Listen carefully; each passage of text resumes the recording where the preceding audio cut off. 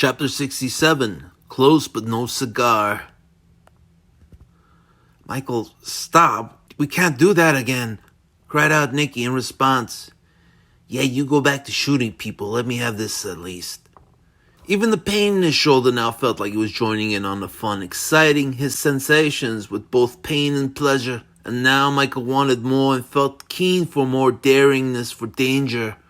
But as for Nicky, not as much, since she had almost freaked in mid-jump and didn't seem too pleased with Michael's new rambunctiousness, and now began eyeing him like some loose cannon. Michael, on the other hand, got that sense from her, but didn't care at this point. He was finally having some spaz again, as he lifted up his head and had himself his own little cackle, like the ones Angel had been making. Michael, there's a roof exit over there. Let's get off now, cried out Nicky. But Michael wasn't having any of that now, either. As he looked back, he saw that the iron monkeys were circling about on the edge of the Nympho building, seeming to be too afraid to make their jump themselves.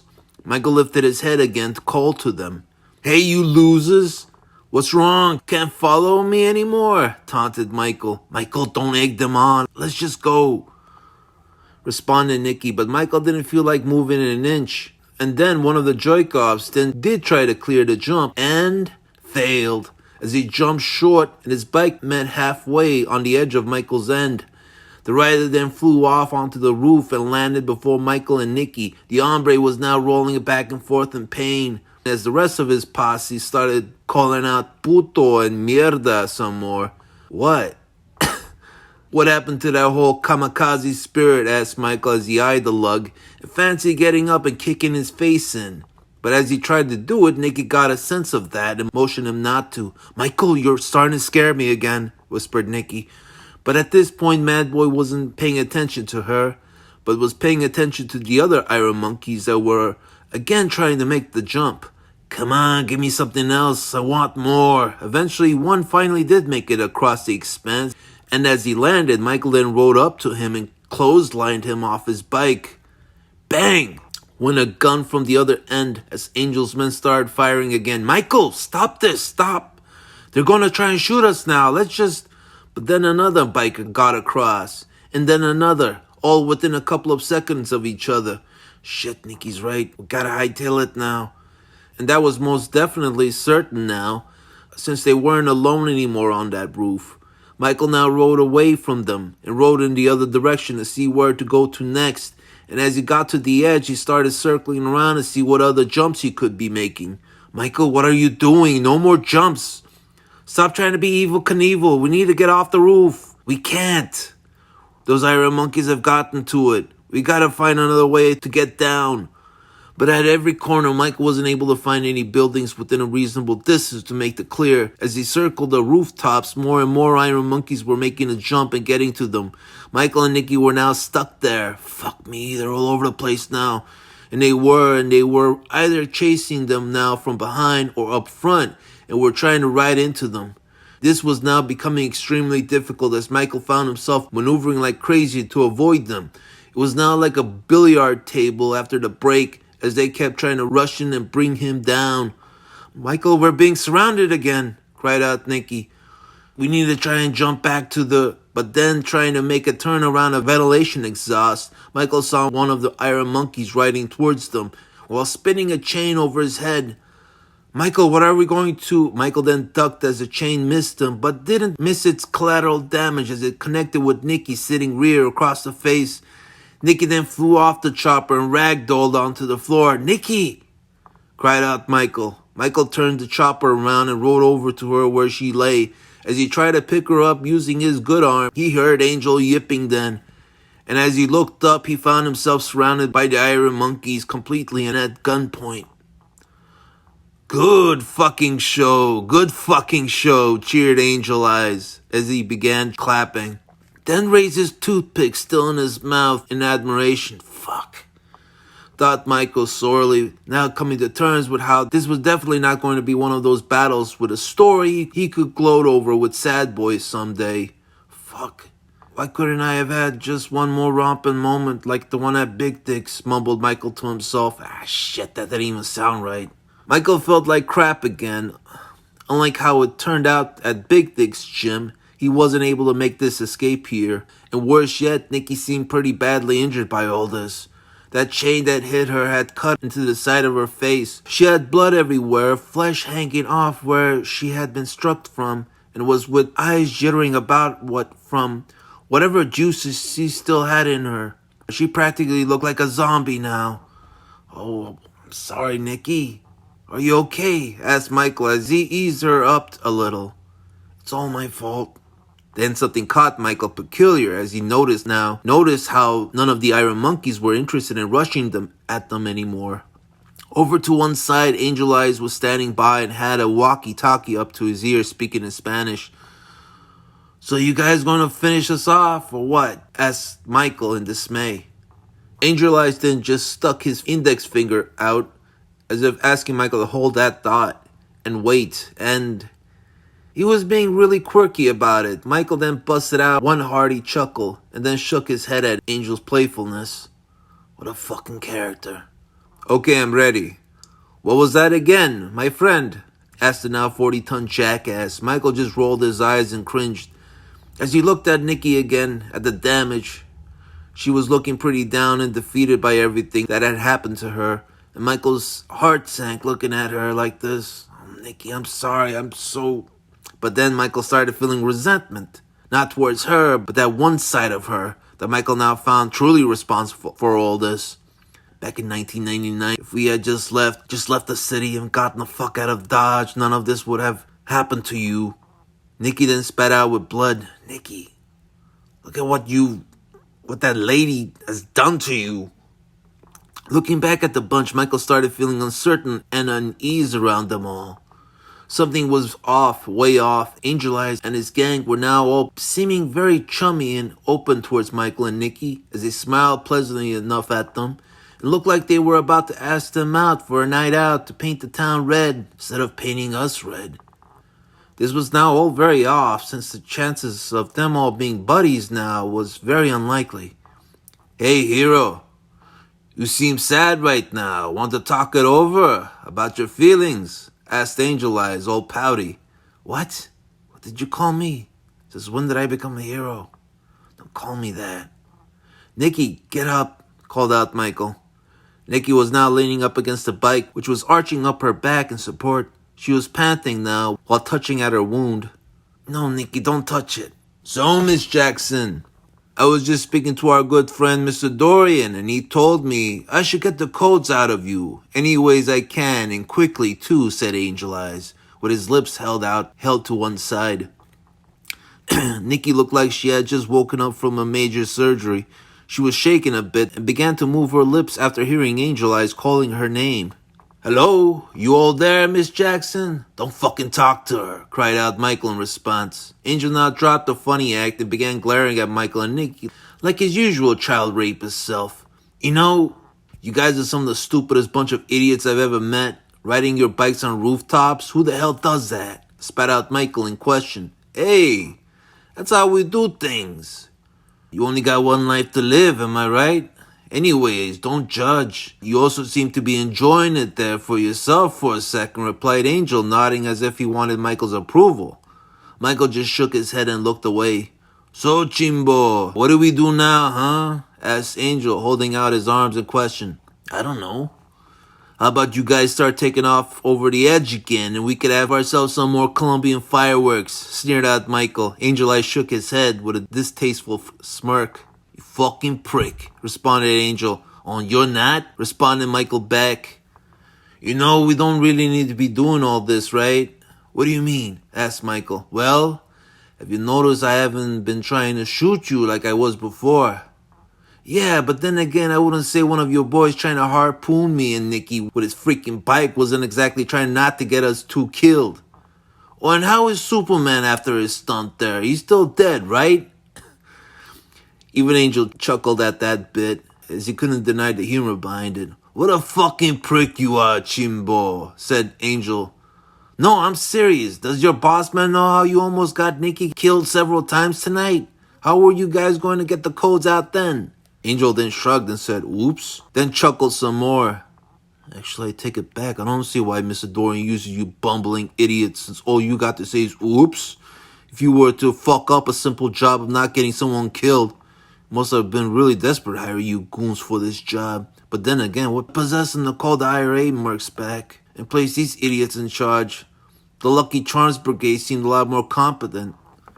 Fuck the boss, man. What he doesn't know won't hurt him. And it's not like we failed either, am I right? Again, we have you two now, responded Angel then, as he started pointing Michael and Nikki out with his toothpick. And obviously they hadn't failed, that is. And all thanks to Michael's thrill-seeking self-interest. Fuck me. Anyways, I can see why the old man likes you now, responded Angel then. What? That really didn't sit well with Michael one bit. He didn't even want to hear the old man mentioned, and now hearing how the old devil had developed a liking to him was a bit much for him. Michael was now cringing something gnarly, as his face folded over and over itself with the expression, "What's wrong, Chimbo? You look sick. You don't like the old man?" asked Angel. "No, I don't," replied Michael. "Well, like I said, he was really impressed with you. You really enjoyed, what's the word? The audacity that you put up back at 1999. He said, 'Now there's a winner, a man that can stand up and take what's his,'" explained Angel. "Well, if he likes, I can show him some more of that audacity by sticking his head in a blender later, okay?" Angel didn't respond to that, instead continued on with what he was saying to egg him further. "Yeah, camarada, ain't lying to you when I say he was really impressed with you, to say the least," pouted out Angel. The Colombian then started laughing hysterically at Madboy as Madboy began boiling over in anger. Angel Eyes knew whatever that was in Michael's nature didn't sit well with the likes of Mr. Dorian, liking him. He had himself a nice wicked little moment, cackling like a Disney villain but on HBO as he continued chewing on that toothpick of his. "Hey, asshole. You want the codes? I'll tell you," replied Nikki as she finally got up and sat behind Michael on the chopper, with arms wrapped around Michael's waist supporting her staggering body. Angel Eyes smiled as a toothpick in his mouth moved side to side, wagging it around in excitement. Michael, on the other hand, felt a gut-wrenching feeling that pinned him down, making him uncomfortable with all this. "But first, I have to know something. Why didn't Mr. Dorian tell me if the oubliettes were in on it with him? You see, I don't understand why I had to get a call from them telling me that they were against Mr. Dorian if that wasn't the case," demanded Nikki. "Nikki, what difference does it make what's been going on? What's going on now isn't what's important. Us getting the fuck out of this mess is." Angel Eyes looked to one side, eyeing to one of his hombres, and grew a small smirk. "Well?" asked Nikki. "Well, that's because they weren't with us until tonight," replied Angel Eyes. "What?" asked Nikki again. "Listen, lady, all we want are the codes. You keep trying to hold us up, then I'm going to have to unfortunately shoot your boyfriend there, dead, then walk over to you and Angel then began nodding his head softly as he pierced his eyes at her, and as if to interject into her mind of what then. "Tell me," cried out Nikki. "I don't like to be jerked around like this in business. I want answers." Nikki, although, wasn't going to let up as she continued. As Angel now started to consider what damage it would do to explain further. Fine. It's pretty simple, really. Like I said, they weren't with us until today. Before this morning, they still had their plans to get the bomb from us and do whatever they planned to do with it.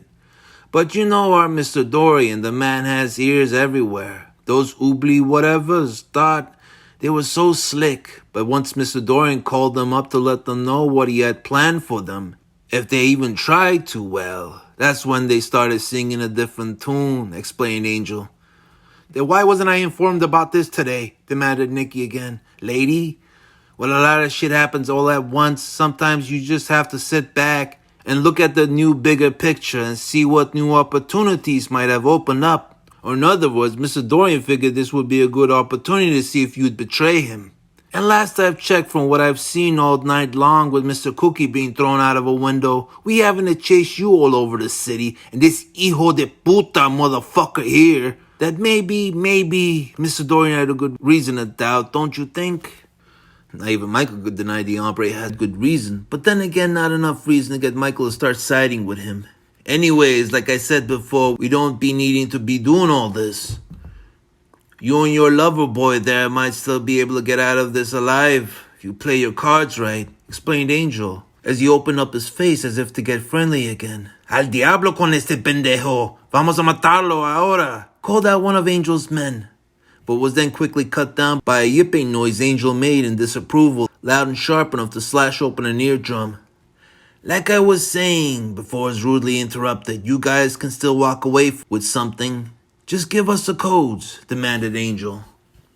You really want us to believe that? Questioned Michael, but then felt Nikki firmly grab his shoulder while digging her nails, as if to tell him to hush up and let the greaseball here speak.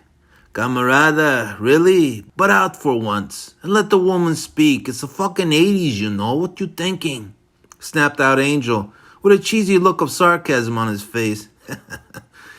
Nice one. Just hoping Latino posy bite your dick off one day and spits in your face. Michael had just about enough of the sleazy slime bag as he then thought of what he might be able to do to end all this and still somewhat win. Somehow, just somehow. Angel was ahead of him up front, and behind Angel was the edge of the building. So what Michael was now thinking about doing was doing my own kamikaze mission and riding right into him, which would then have him, Nikki, and the toothpick eater Des sent out sailing through the night to then fall to their death. Right now, if I ride into him, there won't be much stopping us. And if it nails him, good. If it doesn't, it doesn't matter anymore. Either way, Michael's plan really was this, to get himself and Nikki killed before Angel's men could get their hands on them. Also behind Angel, there was a taller building in the distance, and chances were they were going to jettison towards that building and cream right into it. It's either that or I could let them get their hands on me and Nikki and do God knows what with us. Mike was at a loss. He didn't want to get Nikki killed, nor yet himself, but then again, he'd be damned to watch over a dozen or so of these cackling lowlifes here try to stick it to her all at once and then kill her. Michael had no doubt in his mind that that was what was going to happen once Nikki gave them the codes. That or beforehand trying to get the codes out of her. Fuck. I don't know how these slime bags really are. They might even try that shit on me, maybe. Maybe if I just wait a second more, something, another opportunity. Michael sighed as he looked down at his mitts, and for once, since his rendezvous with Dorian, he didn't feel disgusted by them, since they were back to being his old mitts again, with none of that demonic possessed shit. His mitts now feeling just as lost as Michael, wondering what else could be done. Yeah, those two demons are gone now, since there's no use sticking around with what's about to happen.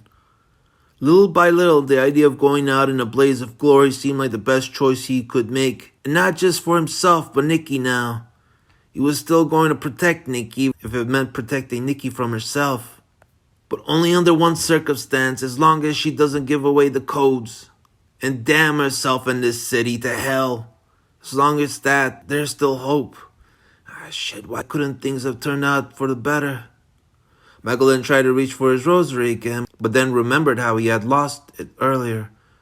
I lost it. How the hell did I lose it? It's the one only precious thing I have left of my... And I lost it.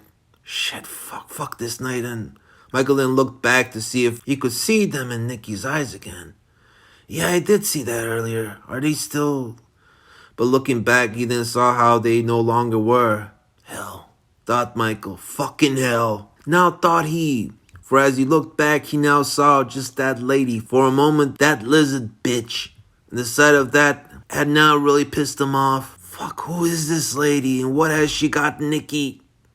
Maybe there is no Nikki and there never was. But Michael then shook that thought and then felt, as long as she doesn't give away the codes and damn me and her any further the way she's damned us right now, getting us stuck in this ugly turn of events. Everything good Michael had felt for her now mattered as long as she just didn't. For Michael, that was truly going to be the last straw, making everything Michael had fought for this night in vain. Nikki, whatever happens, don't. But then she went ahead and did.